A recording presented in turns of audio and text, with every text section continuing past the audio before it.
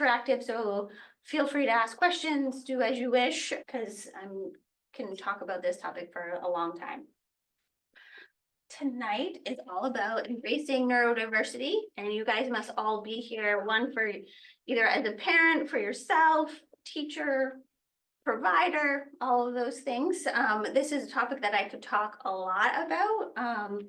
And so tonight we're just going to cover some topics, but know that this is kind of information I could talk about for hours. And so we're going to brush over some important things, like how to advocate for your child in schools, really what is neurodiversity, different strategies you can use at home, working on that like social communication stuff. And so anything that you hear tonight and you want more information on, please let me know.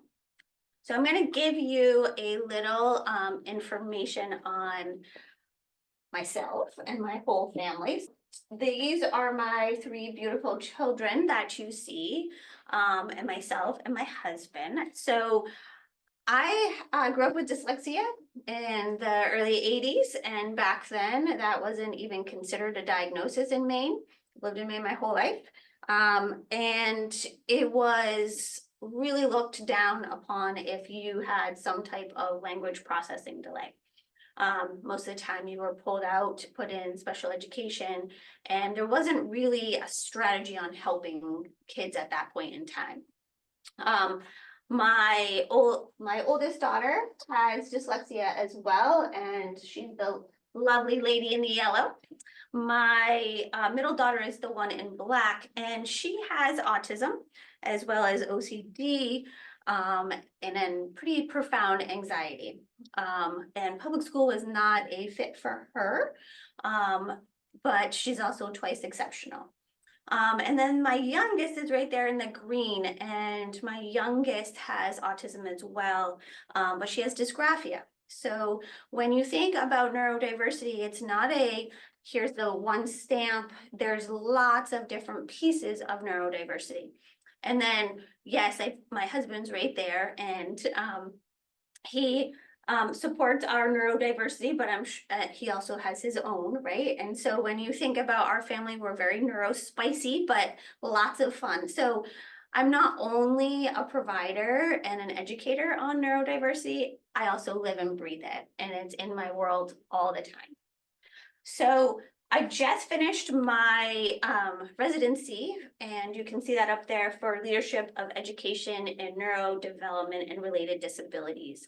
And what that is hoping to have some interpersonal professional development in Maine, because we are very limited on services and really the education and understanding of what neurodevelopment is.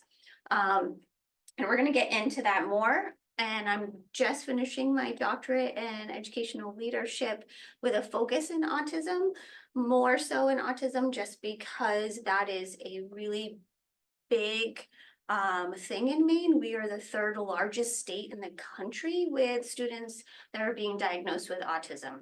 Not sure if it's more of early diagnosing and kind of that being able to pick it up sooner.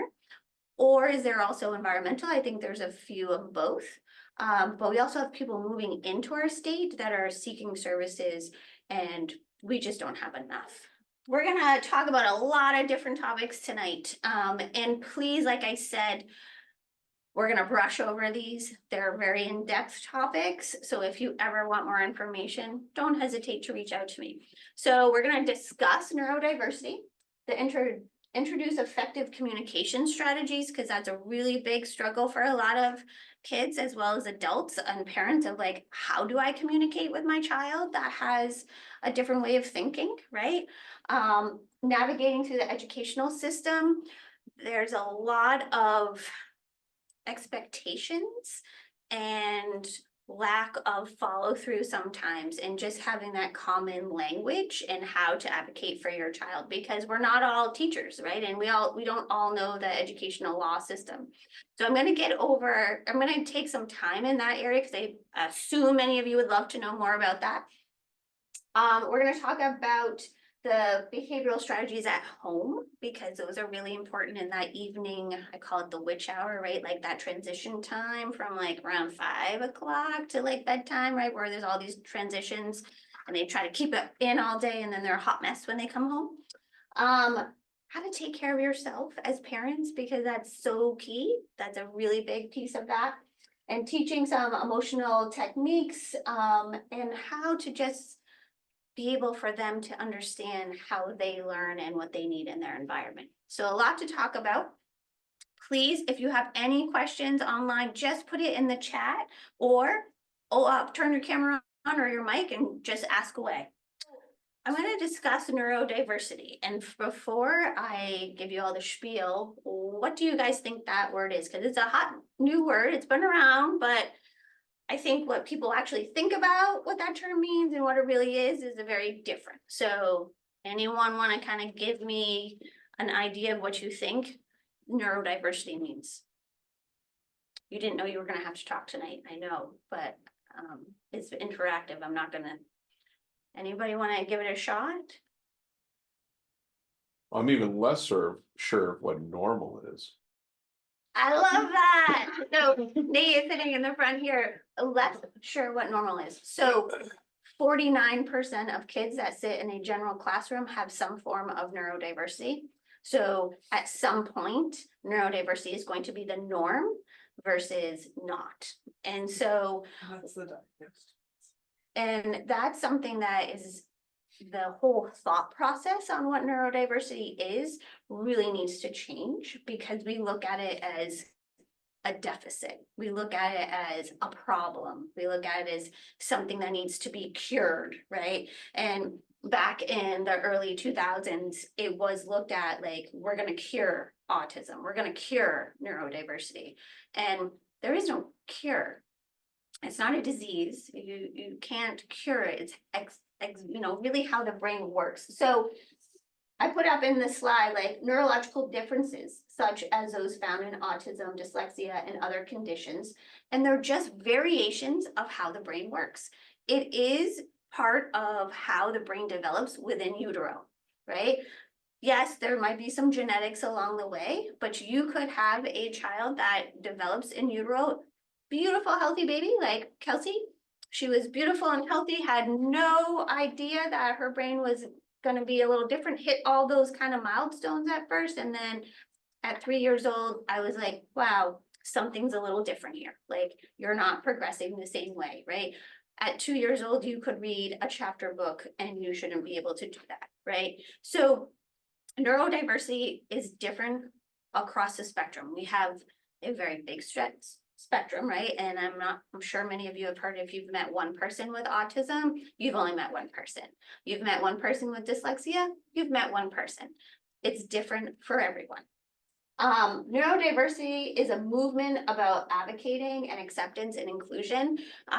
We have a very big bill in Maine called the Autism Cares Act, and it's about funding that supports research, pediatricians, community-based services, and it's up for renewal in September of this year, and it's supposed to really support and fund advocacy for parents, for providers, for teachers, and really educate them on what needs to change in order to have more acceptance, to have more awareness of what needs to be implemented in schools, implemented at home, supports for parents. Now we're going to talk about some communication strategies. I don't know about you, but I find that this can be really hard depending on the flexibility of your child's thinking, right? Or the flexibility of your own thinking, right? So many people with neurodiversity either have really big abstract thinking or very black and white thinking, right? So if you're somebody with dyslexia like me, I am very abstract. I can think outside of the box. I can come up with solutions. Now, if you are somebody with autism, right, you might be able to do that, but you're going to have some very rigid thinking. You're going to not be able to have such abstract thinking and some of those problem solving skills. And that's the difference with communication. So tips for healthy communication, less words. We sometimes as parents are going to sit there and be like, okay, so you know what you did today? Blah, blah, blah, blah, blah, blah, right? And they're sitting there and their eyes are glassed over and they're like, right? And, or they're exploding, one or the other, right?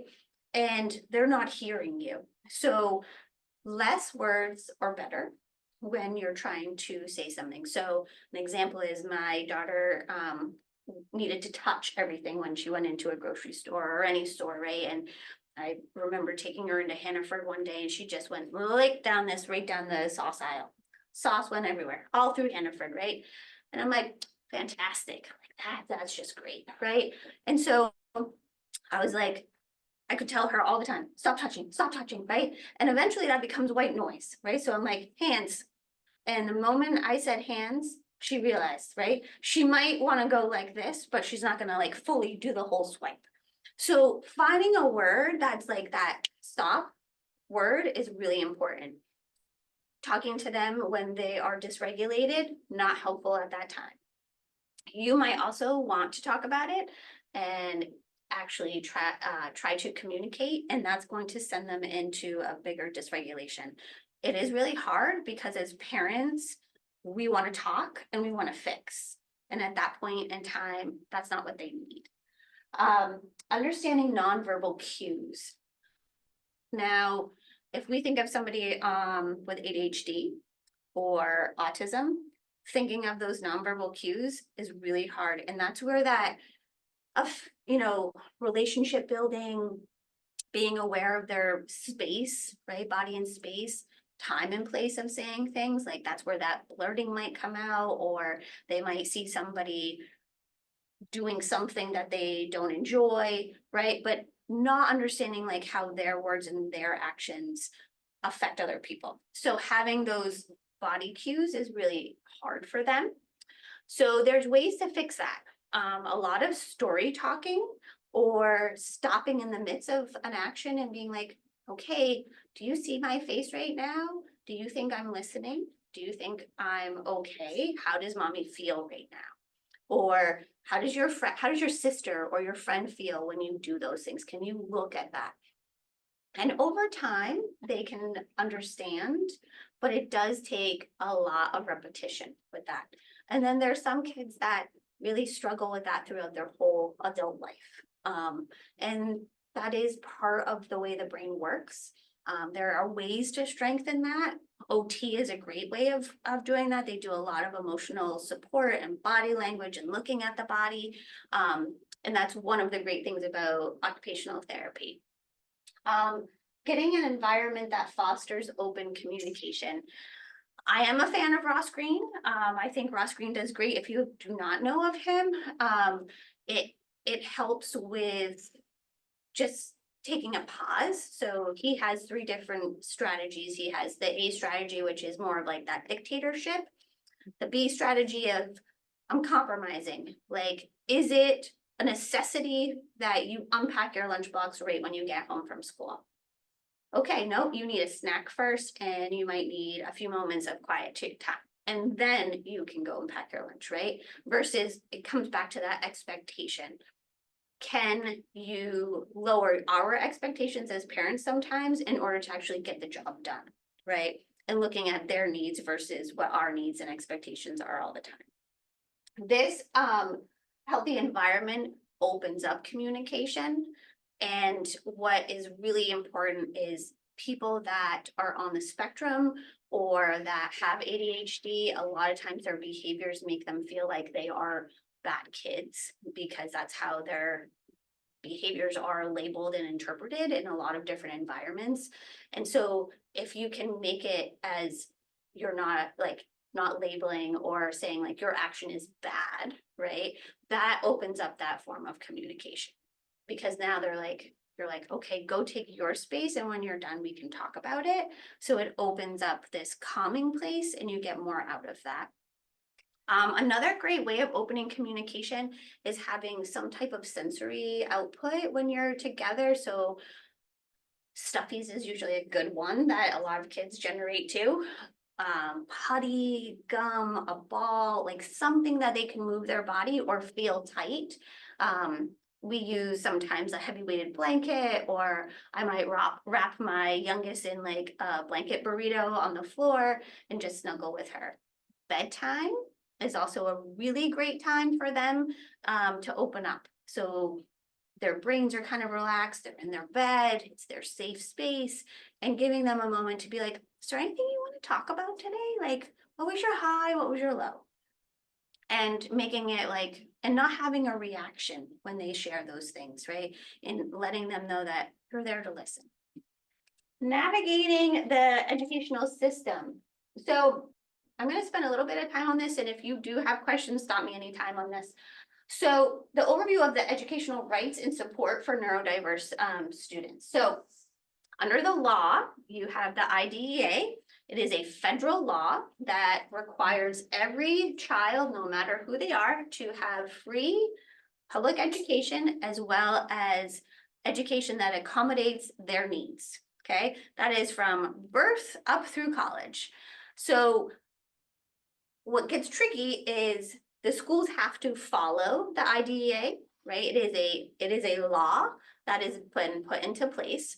But what gets kind of hard is that the IDEA law has their own interpretations within each state. So the state has to meet the law where it is. They can exceed services, but they can never go below what the law mandates. And most public schools try to, at least in Maine, meet the minimum of what IDEA is. Because if they didn't, that is a big problem for them, and they can lose their federal funds for that piece of it. So then how does it work? We also have Title V, which has 3 parts. So if you ever had CDS, you got that first part A, right? And then when you get into school, you get the part B. And so part A means that all of the federal funds and the state funds, you don't pay for that, for your part A. But when they get into school, the public school system picks up those services. So they pick up the OT, the speech, that special education strategies that they need. And then part C is for when they transition. And that's something that we'll get into later. Now, what is tricky is you can have an IEP in one school district, and then you go to the next school district, and they can't always meet that IEP, right? And we are in a time in educational world where most schools are like, they're having a very hard time of meeting any IEP goals. They're working really hard on that, but we have a huge shortage of teachers that are qualified. And when I say qualified, it's not a warm body, that they understand all of what goes into teaching somebody that has some type of neurodiversity. IEP goals also are going to be least restrictive, right?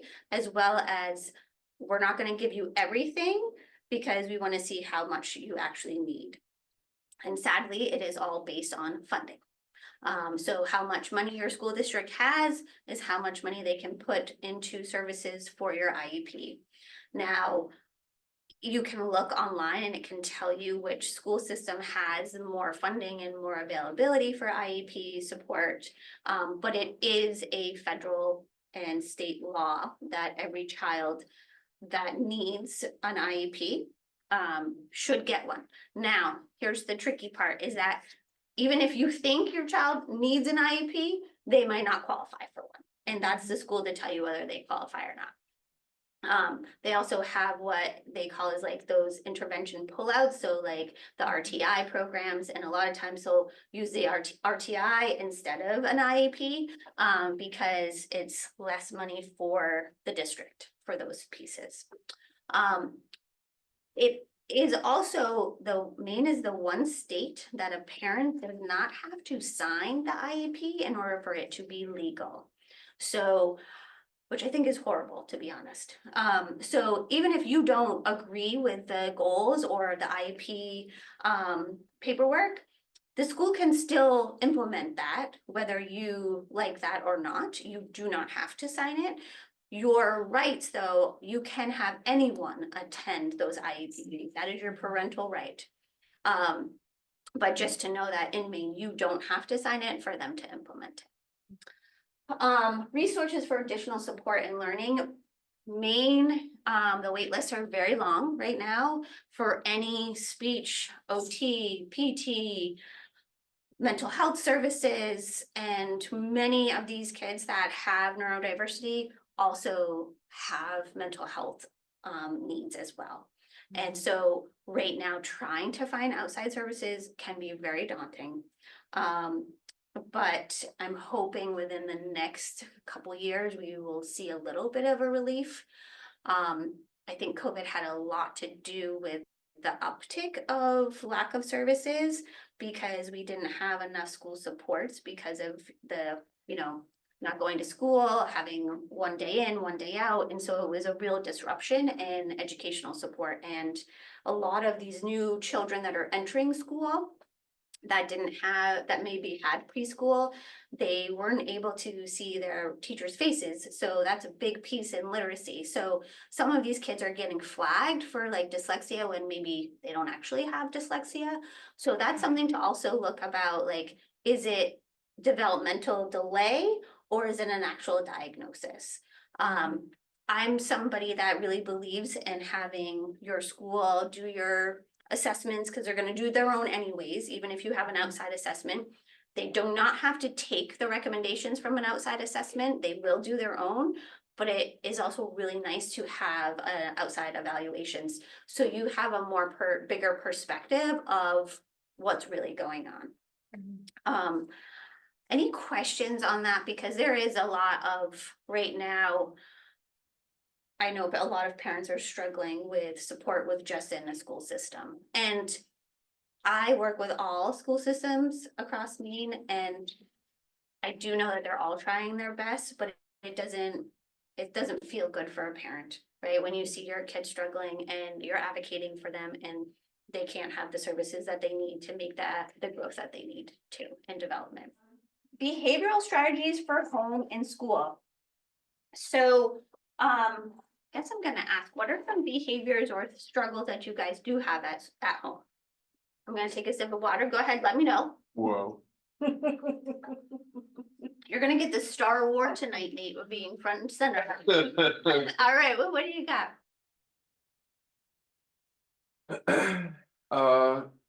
I don't know, our oldest can be fairly violent for no particular reason. Yeah. At least seemingly no particular reason. Yep. Or like response to her anxiety about being judged with both violence and like jumping out of windows of the house. mhm. That is a huge, Like, a lot.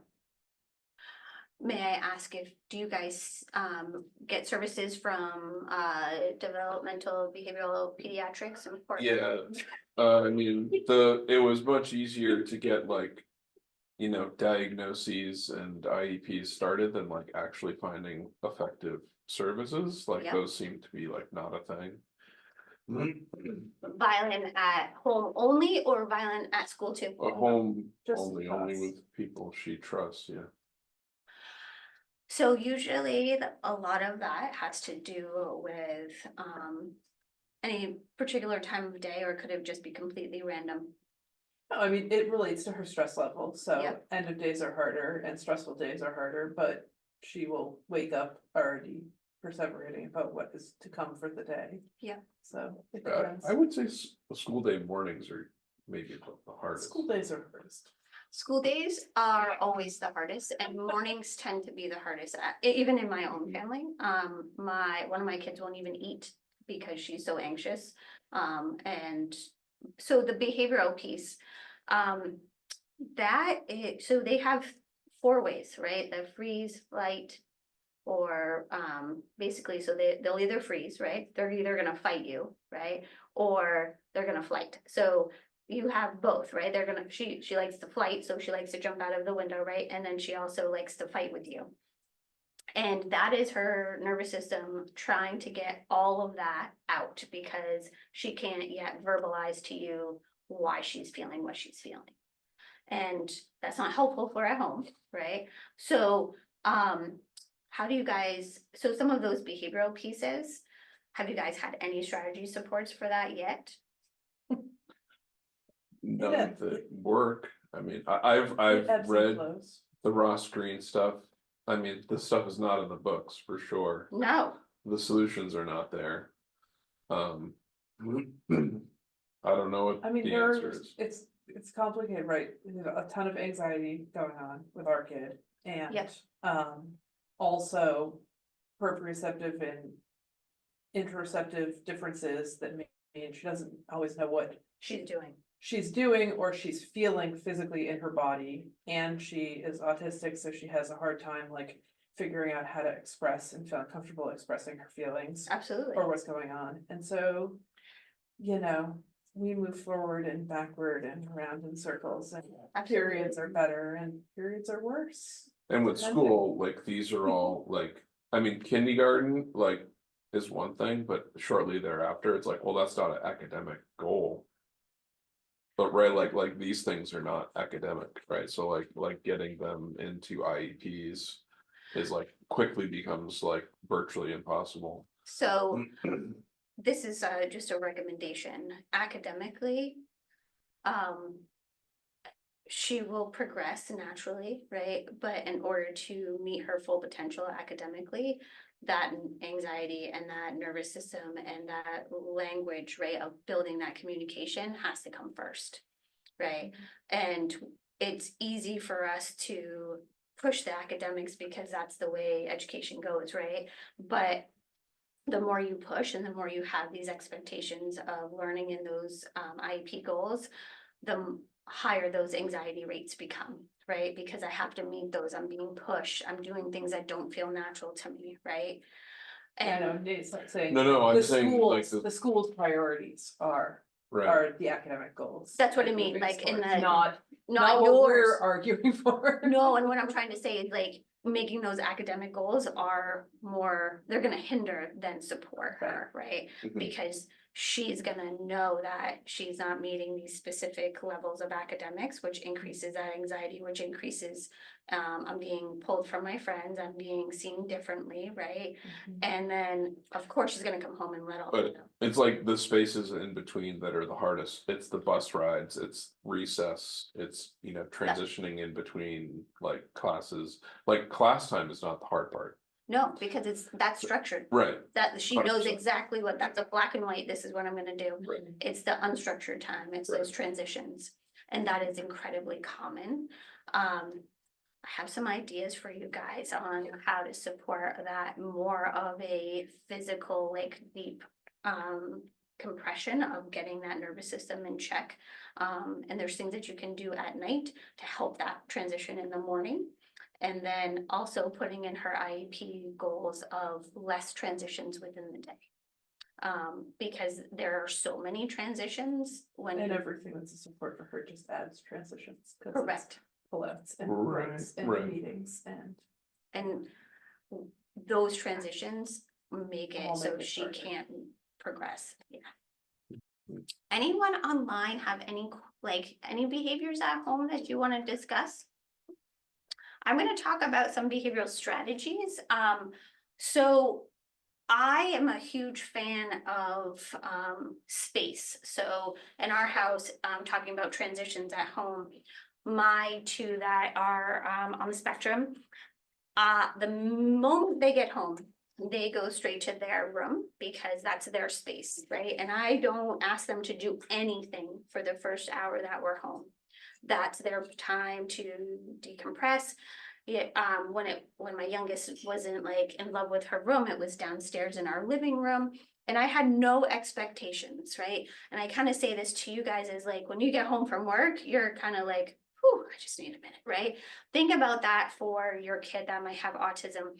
Their sensory input is stimulated all day. The lights, the noise, their nervous system is on heightened all the time, right? And so those transitions that you guys are talking about, the noise of the kids, we don't hear what they hear, but I can tell you that it's like walking into like this huge tunnel that's just throwing things at you. Like if back in the day, if you ever went into one of those rides where you would be spinning, right, and they would have all the lights and the noise coming with astrophere, I think it's called.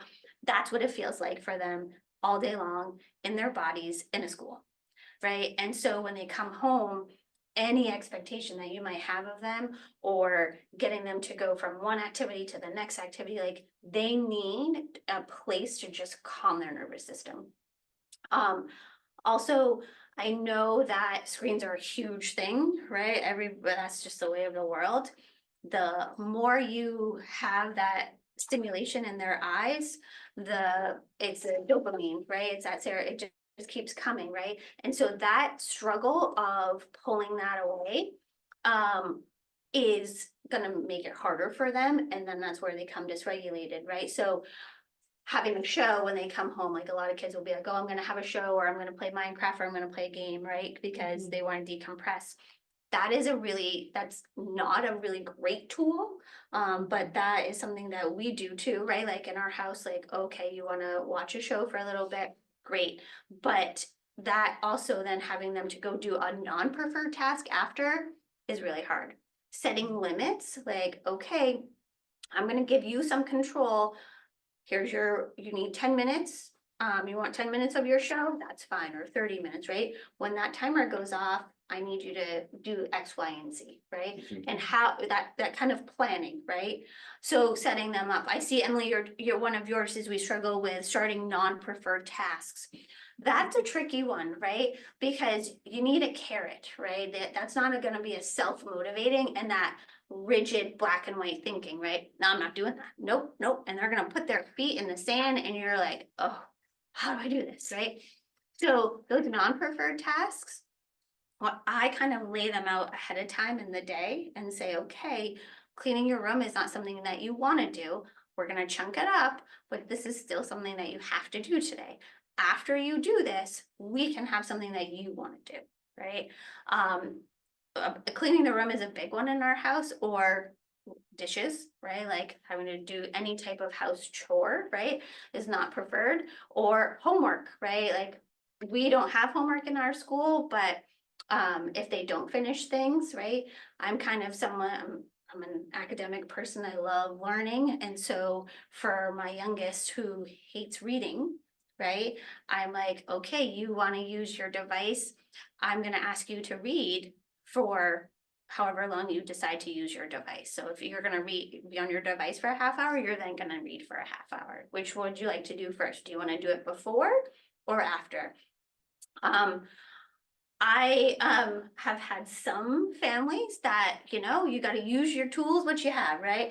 And I have one family who has an amazing neurodiverse son who pays them to do a non-preferred task because they like to buy stuff for building a computer, right? So you need to go ask your teacher what you need to do for work today. You need to be held accountable. Here's $2. Right? Like it's not an exorbitant amount, but it's enough to kind of incentivize. My incentivification is stuffies. Oh, okay. So you really want that stuffy? Okay, well, these are the things you have to do. And you might not like them. Sometimes you can go down the road, well, I have to go to work.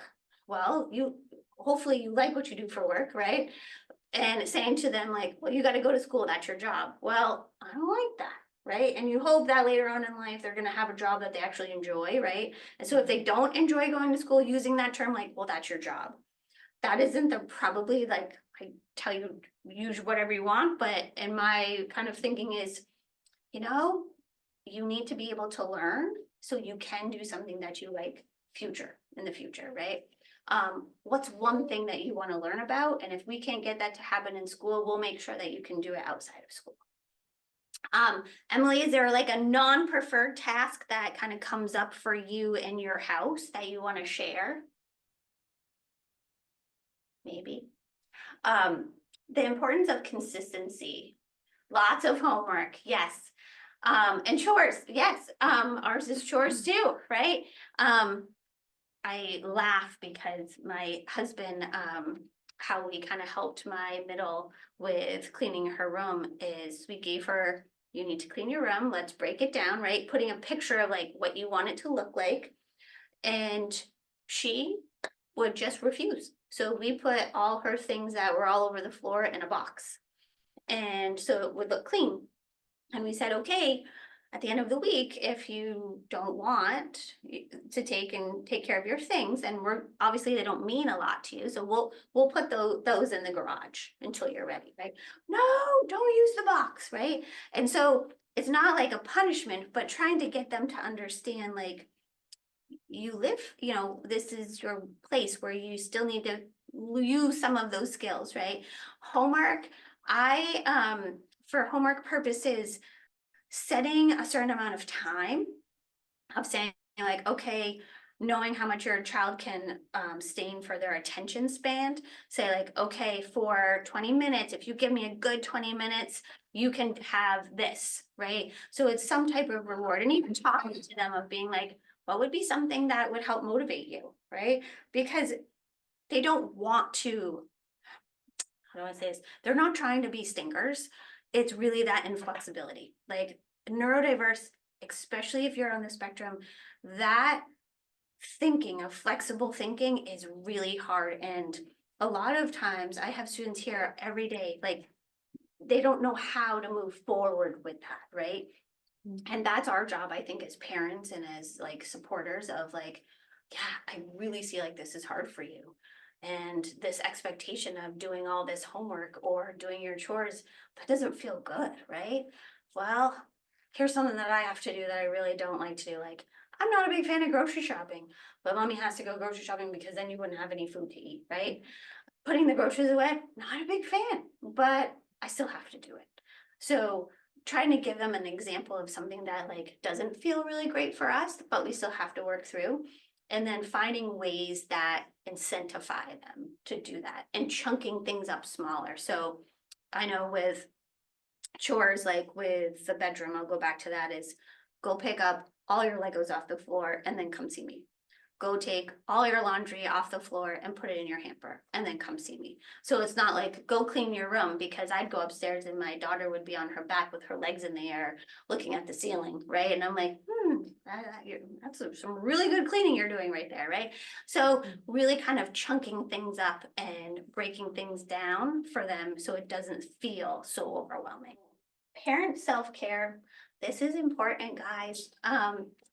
So one of the things that raising kids that are neurospicy and lovely, right? It can be really hard. And I can relate to what you were saying earlier, love, of the ebbs and flows, right? Like you can be on this really nice path and you're like, whoa, we made some really good progress, woohoo, right? And then all of a sudden you wake up one day and it's like, oh, I thought we managed this. Okay, we're back at it, right? And it can be heartbreaking, but you also have these feelings of, I just want them to feel happy. I just want them to enjoy life. I don't want them to feel anxious, right? And it's hard. And then you have your relationship with your spouse or other people, and you're exhausted at the end of the day. So I always encourage self-care. My husband and I make sure we have a date night at least once a month. And when we can tell we haven't had it, one of us will just put it in our Google Calendar, because in our house, if it's not in the Google Calendar, it does not happen, right? That's how we live our life. So I think many of us now, and we make sure it happens, right? And on a rare occasion, we get to go away for like a night, right? Find people that can help you do that, because when you come back, you feel refreshed. But even as partners, be like, honey, why don't you go for a night and go to a yoga class, or go for a glass of wine, or go see somebody that you enjoy. And same with your other partner, right? Like for my husband, I'm like, go take care of you. Like, I got this tonight. You might be exhausted by the end of the night, but then you know that your husband or your partner will do it for you. And most of the time, I'm pretty sure if it's like my house, you don't actually get to have a conversation, right? Without being interrupted, right? Something along the lines of that, right? So make sure you have time because that's how friction works, and you guys are the base, right? You hold your family together. I'm gonna just talk quickly about this. Sometimes you also grieve. You had the idea of your child being something different while they were in your belly. You never pictured that your child might be born and have the struggles that they have, right? We don't think about that when we're pregnant. We're just, yay, we're having a baby, right? And you might grieve for something that you had wished prior. But that's okay to have those feelings too. But it's also, you were given a beautiful child for a reason. And I'm a better human, a better mother, a better teacher because of my daughters. Kelsey changed my world. I had gone to school for autism when she was born back in 2008. And I had no idea what I was doing when it was my own child. And she taught me more than I could ever have learned in a textbook, videos, any research that you do online. And every child's different, but they're yours. And it's okay to have your feelings of frustration, anger, tired. I'm sure when your sweet pea wants to jump out of the window, you're like, what am I doing? Right? Like, what am I doing right now? Right? And sometimes you want to cry, sometimes you want to scream, sometimes you want to like probably like grab her and be like, what are you doing? Right? And all of those feelings are valid. All of the feelings that you have are okay. You're human. You're human. And what really boils down is you love your children. And that's why you guys are all here tonight too. And advocating for your kids in schools or trying to find different solutions to help them grow and feel confident. So you have to take care of yourself in order to take care of them, because it does wear you down. Emotional regulation techniques for families. This is I would say one of the hardest pieces, because the emotional regulation fires off the behaviors, right? And what really comes down to is sometimes they don't have the language or the understanding of what those emotions are. What was that trigger? You can sit there and be like, as a family, one thing, it could be a beautiful day, and then all of a sudden something happened and you have no idea why your child's melting down. You're like, what was the red button? What was that hot spot? Like, what happened? And it could be anxiety. It could be their expectations of the day. It could be that they're sad. It could be they're excited, right? Sometimes that anxiety of excitement can trigger some behavior, right? So it's not always a bad emotion, but it's learning how to communicate and let them learn how to identify what those emotions that they're feeling inside their bodies. And that takes time. It takes a lot of different skills too. We work on that in our practice of like really helping them learn how to regulate. This is also an executive functioning skill. So people that have neurodiversity, their executive functioning ebbs and flows. Even if you don't, your executive functioning ebbs and flows, but for them specifically, emotional regulation is really hard. And I also relate that to like any sensory stuff. If they don't like how something feels or tastes or touch, lights, noise, that can immediately have an emotional response.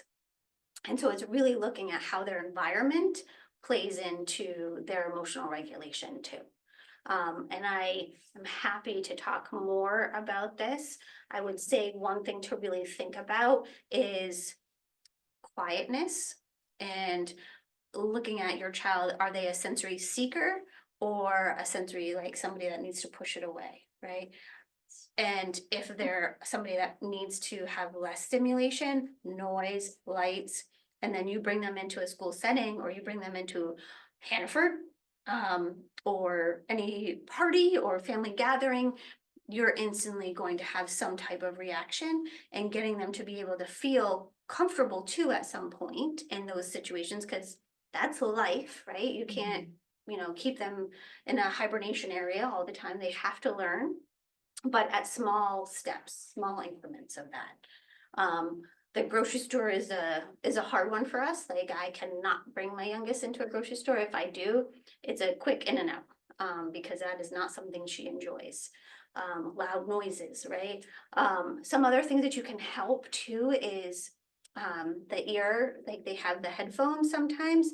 One thing I'll say to you though is if they wear those constantly, the moment they take those off, Mhm. it's gonna be harder for them. So I always recommend have one on and one off, right? And not to wear them all the time because that's really hard for them too. Encouraging social development. So this is sometimes a tricky one because as parents, we want them to be involved in our community. We want them to have social outlets, and a lot of them are introverts and they don't want some of those things. And I had a really hard time with that as a parent with my middle daughter because she didn't want to play sports. She didn't want to go to after school clubs. And it was really hard for her to make friends at school because she didn't know how to initiate a conversation. Just her and I talking, well, mom, what if they don't say hi back? Well, what if I say hello, or do I say hi, or how do I do that, right? And just that initiative was hard on her. It still is at 16 years old.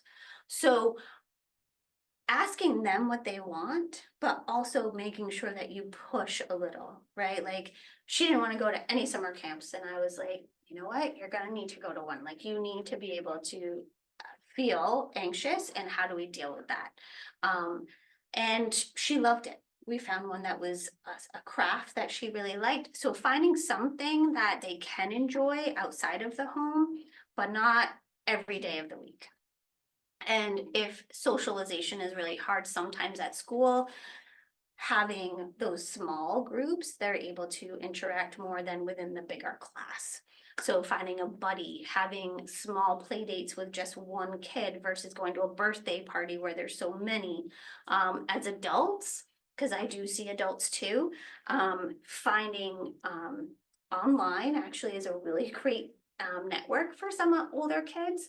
You know, the gaming world has really helped a lot of students that have that social anxiety because they don't have to see somebody, they can see it on a chat or they can talk on a voice, but they don't have to see the person.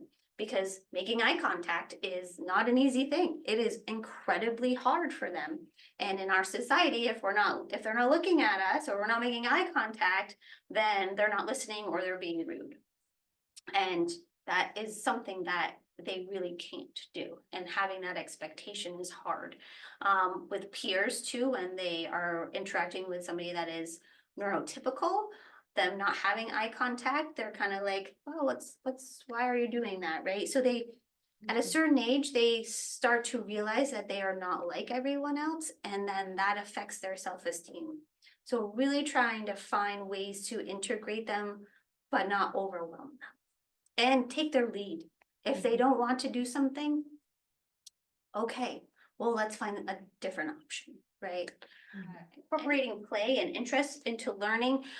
We don't do this enough, and in regular public school, you know, there's a certain set curriculum, they have to do certain things. I do know that they try very hard, but they have fixed interests. Those fixed interests are where they feel most happy. So making sure, even if it's in their IEP or at home, that they're able to play and do things that they love. Whether that's robotics, Legos, imaginary play, still allow them to have an opportunity, especially in their educational world, because they will lose engagement. They will not find the purpose and the connection. So I have a group of students that love Minecraft, right? And that's their world. And so I need to teach them something to do with science. So I said, let's build a world using all the elements in the periodic table in Minecraft. And they learned all about the periodic table through Minecraft, right? There are ways in the educational realm to integrate their learning needs as well as keeping their interest and their engagement. Engagement is hard because the moment they're checked out, they won't find a purpose in doing what they need to do. That also can be part of the homework piece of it. Love is that if the homework makes no point and no sense to them, it's really hard for them to engage in that because of that black and white thinking. It doesn't make sense. Why do I need to do this? I'm not going to get anything out of it. and it's just busy work, right? So really trying to keep that engagement piece of it. This is an important piece. I don't know how many of you have high schoolers online or, so I'm gonna talk about this piece because it's really important in Maine specifically. So I don't know if you guys know a lot of statistics on transition for kids, especially on the spectrum. So I'm gonna talk more on autism at this moment for transition planning. The rates of people with autism that go into college is very, very low. 17% of high school graduates with autism enter college and actually stay their first trimester of college, their first year of college. And then many of them, it's about 3% actually would graduate from a school. So in Maine, they're actually working on a bill to help with having colleges that are specific that can support their needs, because once they enter college, parents, you can't advocate for them anymore. So they need to learn how to advocate for themselves. And so some of those supports that they would naturally have in school, they don't have those supports anymore. And now they also have this idea of like, I'm an adult and I have to help myself. I have to do all these adult things that I don't know how to do, right? And some of it can be down to just daily living skills, hygiene, paying bills, having a job, all of those pieces, right? And so transition planning should start in an IEP in public school at the age of 14. Now, this isn't that they need to know where they're going to college and their future goals, but it's starting to put into place, okay, so what might be an interest that you might want to do to have a little job over this summer? Is it walking dogs? Is it babysitting? Is it, delivering newspapers? Like something small, so they can start to learn and be held accountable outside of school. Teaching them all about money. What does money look like, right? How do you manage a checking account? How do you make phone calls to your doctors, right? So statistics show that adults with autism life expectancy is much lower than people with not, because they are anxious going to the doctors. They don't want to take medication. They are afraid of judgment. Just the near fact of making a phone call and having to set up an appointment is overwhelming. So those pieces are stuff that you slowly have to work on in your transition planning. So I say this because when your child becomes 18, you've already missed the boat. And so you really want to start earlier. Start having them come at the age of 14 to their IEP meeting. Let them say what their goals are. Let them talk about what they want in their future. I love it when kids come to an IEP meeting. They're allowed to be there because you have this whole table making decisions for them and they don't have any say in it. It's about them. If it's going to be at all successful, they need to be a part of that. Also looking at outside resources, if you have case management or any community-based services, once they turn 18, those switch over, right? So in Maine, you're allowed, and it's actually nationally, countrywide, they are allowed to stay in school until the age of 22. But even with that, they still need to have those planning stuff in place, because adult services is very different than child services. And it really is not strong in Maine at the moment, adult services. We're working on that, but it's still pretty low. Advocating for inclusive and awareness. I'm gonna end on this one because advocacy is such an important piece, right? Right now, you are your child's advocate, right? But at some point, they need to advocate for themselves, right? And at times they advocate to you. This is what I want. This is right? And that sometimes can turn into like a struggle, right? At home, but listening and teaching them who they are and that it's okay to be who you are and it's okay to advocate for yourself. Because a lot of them won't, and they will stand back because of people making fun of them, their experiences in school.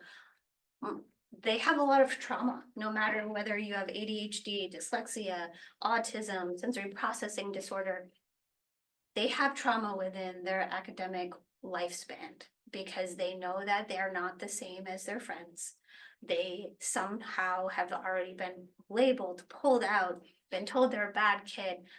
You know, they know that there's struggles in different areas. And so they don't generally want to advocate for themselves. So teaching them how their brain works and that they're perfect, right? We all have our stuff. No one in this whole world is perfect. We all have our own hangups, and teaching them that you have every right as anybody else. So advocating for themselves is huge, especially when they get older and into the adult world. I am working on that with my middle daughter right now, and trying to find a college or gap year, or how to even call and refill her medicine, right? All of those things. And it's hard. And it's our job as parents, as teachers, as providers to make sure we teach those skills, but also do it with them. All right, guys, if there isn't any other questions, feel free to reach out anytime.